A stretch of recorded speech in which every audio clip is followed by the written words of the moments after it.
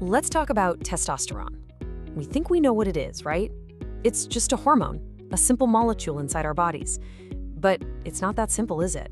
It's become so much more. It's become a story, a really powerful, really simple story we tell ourselves to explain, well, everything. Ambition, violence, leadership, we use it to explain who we are. But what if that story is wrong? Take the story of Andrew Corsillo. A tumor in his pituitary gland basically shut down his body's testosterone factory. His levels just zeroed out. He said it felt like a dry rot of body and mind, like he was a ghost of his former self. Then he started hormone therapy. And in his words, the monster took control. His passion, his drive, all of it came roaring back. For him, the lesson was clear. Testosterone is everything. And Andrew's story, as intense as it is, really taps into this massive cultural narrative we've all bought into. We've latched onto this one single molecule and made it both the hero and the villain of the human story.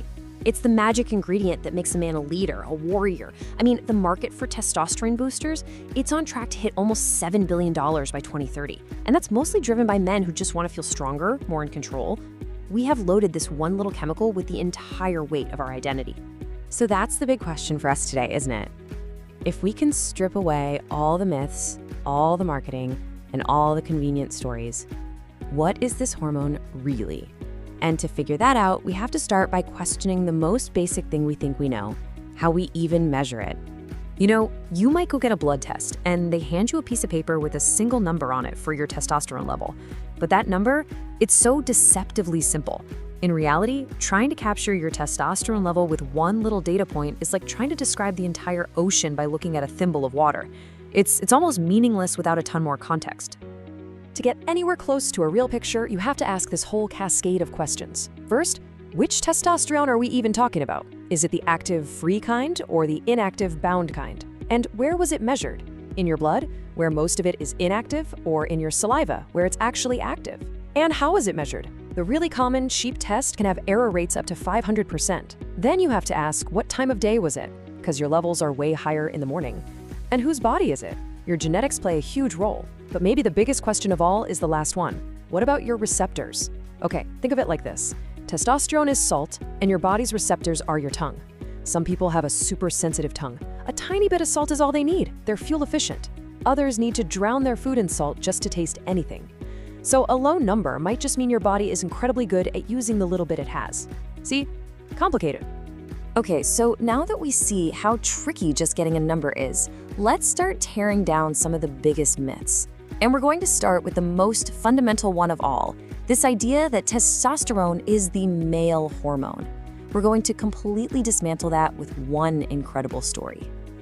This is the story we all know, right? It's just baked into our culture. Testosterone is for men, estrogen is for women. Simple. End of story. But it turns out that this super rigid, black and white thinking has caused us to miss a huge part of the picture, especially when it comes to female biology. Let me introduce you to Dween Harbin. At 43, all she wanted was to become a mom, but a top fertility specialist basically told her it was hopeless. She was what they call a poor responder, barely producing a single usable egg. She was devastated, but she wasn't defeated. She started digging through old research papers and found a study on a supplement called DHEA. So secretly, she started taking it. On her next fertility attempt, her egg count went up. Then it went up again. And by her 6th try, she produced an unbelievable 13 eggs, a whole carton's worth. So what on earth happened? Her doctor was just floored. He dug into the science himself and discovered that the supplement had doubled her testosterone levels.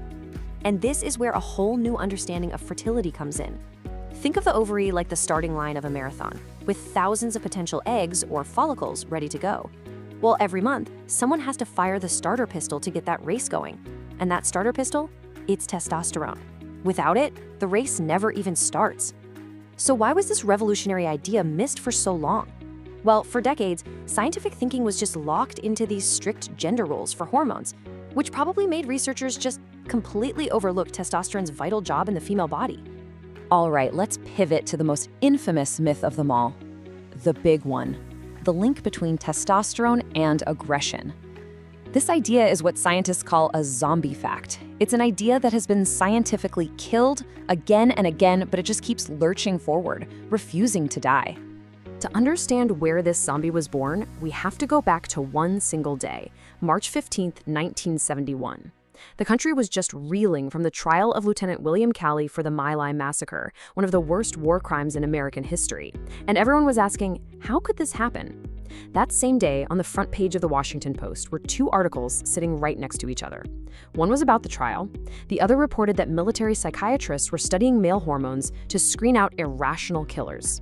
Now, nobody said explicitly that testosterone caused the massacre, but by placing those two stories together, the newspaper offered a very convenient scapegoat. It wasn't the war, it wasn't policy, it was biology. Now, here's the really wild part. What happened when scientists actually did that big cornerstone study they mentioned in the article?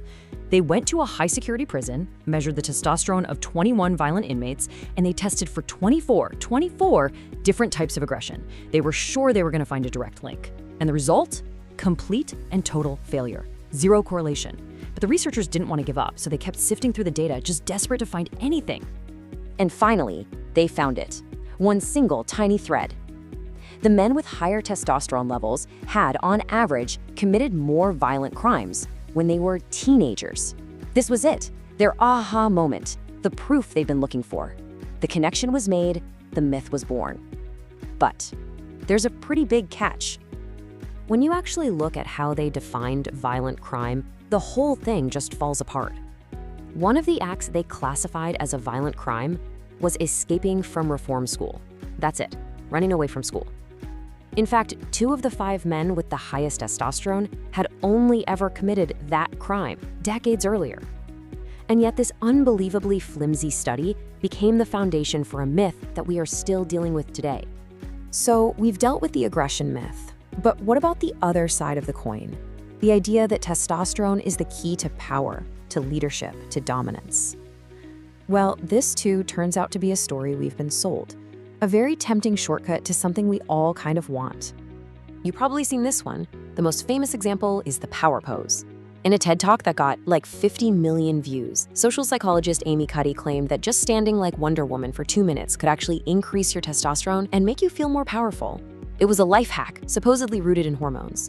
But then other scientists tried to replicate her study, and they couldn't. It failed completely. It turned out to be a classic case of what's called p-hacking. Imagine just firing a shotgun at the side of a barn, then walking up, finding a little cluster of pellet holes, and drawing a bullseye around them to claim you're a sharpshooter. That's p-hacking. The researchers found a couple of random statistical blips and built their entire theory around them while ignoring all the data that showed absolutely nothing. And this power illusion has had devastating real-world consequences.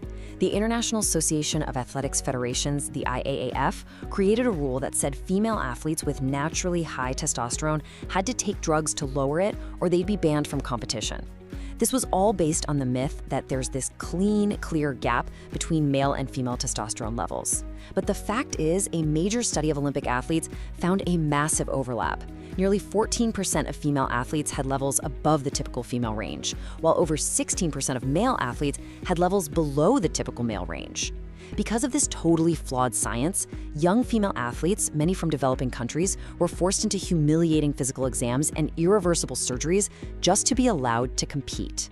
Critics argued this was never really about fair play at all, but about enforcing a very narrow, very rigid definition of what a woman's body is supposed to be. So what is going on here? If the science is so shaky, why do all these myths stick around? Well, this gets us to the absolute core of our explainer today. It's not actually about the biology.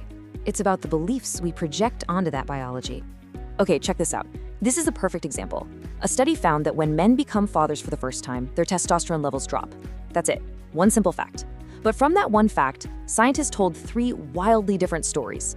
The first group, evolutionary biologists, said, "Aha, this proves men evolved to be good nurturing fathers." But then a second group came along and told a different story, claiming this effect only worked in white men, an interpretation that was widely condemned for basically using biology to argue that black men were less nurturing. Then a third researcher, Sari Van Anders, stepped in and said, "You're both wrong. It has nothing to do with being a father or with race.